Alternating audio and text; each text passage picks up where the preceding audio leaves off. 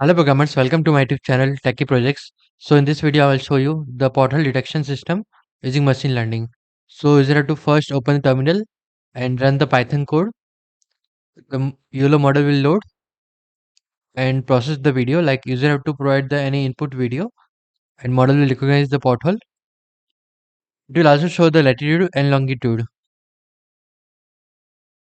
Pothole left. Like 26.9196. Okay, like right now it is detecting the pothole in the left hand side. Pothole left. It will also show the height and width of the pothole. Like it will process the video frame by frame. We can upload any input video and model will recognize the pothole from that particular video. It also provides the voice feedback. Pothole left. User can upload any input video and model will recognize the pothole with the longitude, latitude and the size of pothole, like length, width and the height of that particular pothole.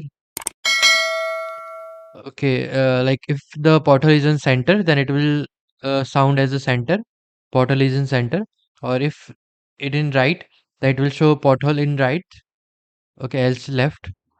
So this is the complete project. If you have doubt, then you can comment in the comment section. I will try to reply soon.